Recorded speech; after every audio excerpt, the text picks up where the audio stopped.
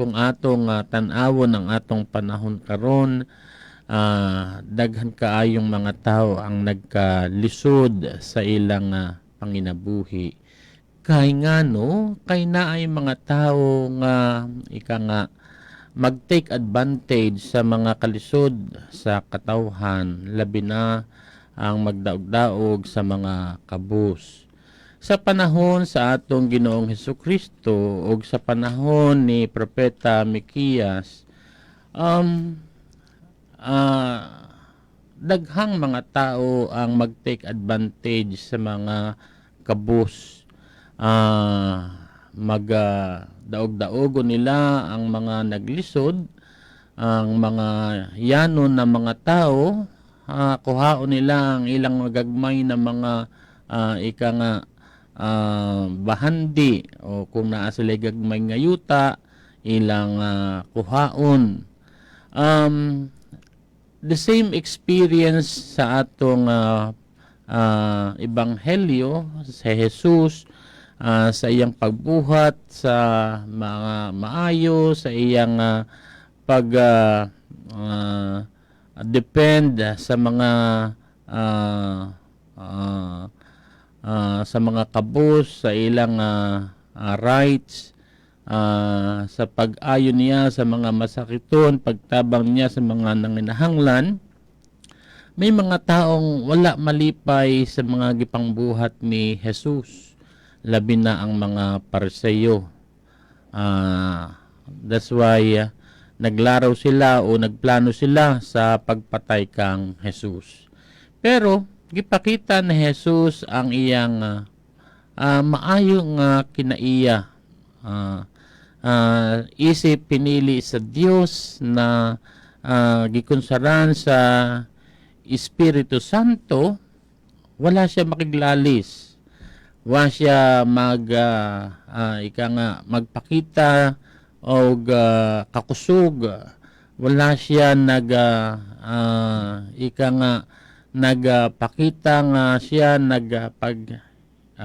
hitaas, no, o gipakita niya ang iyang pride, no, wala, kundi nagpaubos si Jesus, no, naglikay siya sa mga tao nga ang tuyo ay pakiglalis, no, wala siya makipagdebate, no.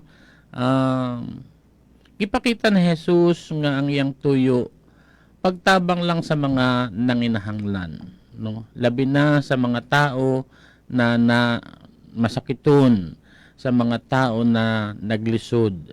Nagipakita niya na naasya nila, naguban sila niya.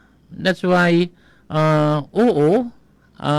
naay mga tao nga maghunahunag dautan sa uban, pero ang ebanghelyo ng atong pagbasa nagpakita ka nato na kinahanglan nato yung bag-ohon ang atong kaugalingon, na kinahanglan nato na sa atong kinabuhi buhaton nato ang maayo, kay ang Ginoo ang maglaban kanato og magpakita sa iyang hustisya alang kanatong tanan. So ang mga tao nga kanunay maghunahunag dautan sa iyang igsuon, sa iyang kapwa, no, moabot ang panahon ang Ginoo ang muhukom nilang tanan. So dili ang ngayan nga hulaton pa nato ang hustisya sa Dios. Kung napakitay panahon na makipag-ayo, tarungon nato ang atong kinabuhi, ang atong mga batasan, ang pagtabang sa mga nanginahanglan, pagbuhat og maayo.